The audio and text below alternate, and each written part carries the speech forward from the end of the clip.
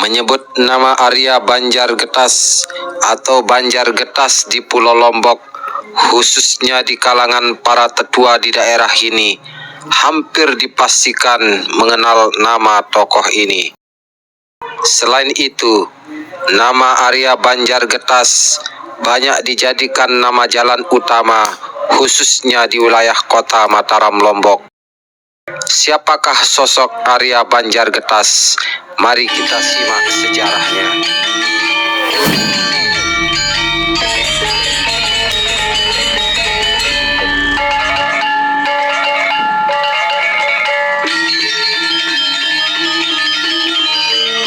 Disebutkan dalam Babat Arya Gajah Para, Banjargetas atau Arya Getas merupakan keturunan kelima dari Sri Kameswara, ayah dari Sri Tunggul Ametung, seorang raja yang berasal dari Pulau Jawa. Sri Kameswara berputra Sri Kertadharma, Sri Tunggul Ametung, Dewi Gori Puspa, dan Sri Airlangga. Sri Airlangga berputra Sri Jayabaya dan Sri Jayabasa. Sri Jayabaya berputra Sri Dandang Gendis, Sri Jayakatong, dan Sri Jayakata. Sri Jayakata berputra Arya Wayahan dalam menyeneng, Arya Katnagaran, dan Arya Nudata. Keturunan inilah yang menurunkan Arya Para dan Arya Getas. Disebutkan, setelah Arya Para pulang dari Jawa, ia menetap di Pulau Bali hingga memiliki 3 orang keturunan. Kemudian Raja Gel-Gel Bali memerintahkan Arya Getas menyerang Selaparang Lombok. Anak Agung Ketut Agung dalam tulisannya yang didasarkan pada cerita lisan menyebutkan bahwa terah dari Arya Gajah Para di Bali, keberadaannya di Lombok ialah untuk menjadi telik tanam atau mata-mata Raja Bali untuk mengetahui keadaan dan perkembangan di Pulau Lombok. Cerita lain menyebutkan sekitar abad ke-14 pada masa pemerintahan Raja Hayam Wuruk di Majapahit diadakan pertemuan raja-raja senusantara. Saat itu Raja Hayam Wuruk memberikan hadiah 40 orang pekadan atau orang biasa yang beragama Islam kepada Raja Gel-Gel Bali. Oleh Raja Hayam Wuruk, ke-40 orang ini ditempatkan di Gel-Gel. Apakah Arya Getas salah satu dari 40 pekadan tersebut? Mengenai asal Arya Banjargetas, salah seorang tokoh dari Pulau Lombok menyebutkan bahwa Arya Banjargetas memiliki nama asli Arya Sudarsana yang berasal dari Wanasaba, Perigi, Selaparang. Hal ini sesuai pengakuan Arya Sudarsana ketika menghadap Raja Pejanggi sebagaimana termaktub dalam Babat Selaparang Pupuh 115. Demikian pula mengenai Arya Getas yang menjadi telik sandi atau mata-mata kerajaan Gel-Gel, sang tokoh ini tidak sependapat. Hal ini dikaitkan dengan terjadinya perang antara kerajaan Selaparang dan kerajaan Gel-Gel pada tahun 1677 hingga 1678. Di mana pasukan Selaparang dalam mempertahankan wilayahnya dipimpin oleh Raden Abdi Wirasanta, Raden Kawisanir Kusing, Arya Busing, Rangga Mumbul, dan termasuk Arya Sudarsana atau Arya Banjargetas.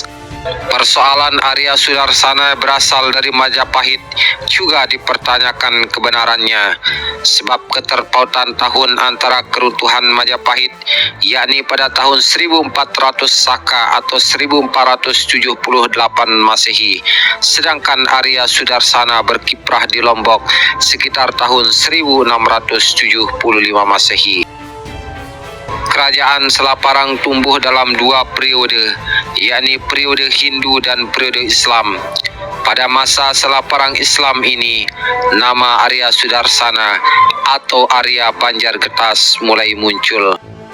Selain itu, dalam buku Pulau Lombok dalam sejarah tertulis bahwa menjelang akhir abad ke-17 ada dua kerajaan besar di Lombok, yakni Kerajaan Selaparang di Lombok Timur dan Kerajaan Pejanggi di Lombok Tengah. Saat itu, Arya Banjargetas bersama rombongannya dari Jawa Timur sampai di Kerajaan Sokong. Sepeninggal istrinya, Datu atau Raja Sokong ingin membuat patung permaisurinya sebagai kenang-kenangan. Keinginan Datu Sokong ini disanggupi oleh Arya Banjargetas. Saat waktu akan penyerahan patung tersebut, karena ada suatu keperluan, patung itu kemudian ditinggalkan di atas meja. Seekor lalat hinggap di atas kemaluan patung dan meninggalkan bekas titik berwarna hitam. Ketika menerima patung permaisurinya itu, Raja Sokong sangat senang. Namun setelah diperhatikan lebih teliti, terjadi perubahan sikap Datu Sokong.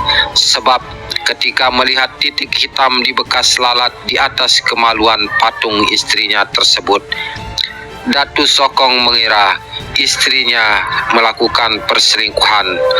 Atas hal itu, Datu Sokong kemudian mengambil keputusan untuk membunuh Arya Banjargetas. Keputusan itu bocor dan Arya Banjargetas pun kemudian melarikan diri. Dalam pelariannya, Arya Banjargetas sakit di daerah Wanasaba. Ia pun bernazar jika sembuh akan menghadap raja. Setelah sembuh dan mendapatkan persetujuan, Arya Banjargetas kemudian segera pergi menghadap. Sesampainya di Selaparang, rakyat sangat ramai menanti kedatangan Arya Banjargetas, termasuk para penghuni istana. Tanpa disadari, seorang putri yang penasaran jatuh dari tangga sehingga terjadilah kegaduhan di istana Selaparang. Melihat hal tersebut, Raja Selaparang pun sangat marah dan berniat menghukum Arya Banjargetas. Arya Banjargetas berhasil meloloskan diri dan akhirnya mengabdi kepada Pemban Mas Merajakusuma, Raja Pejanggi saat itu. Pendapat lainnya menyebutkan Arya Sudarsana memulai karirnya sebagai prajurit Selaparang dan berperang melawan POC Belanda pada tahun 1675.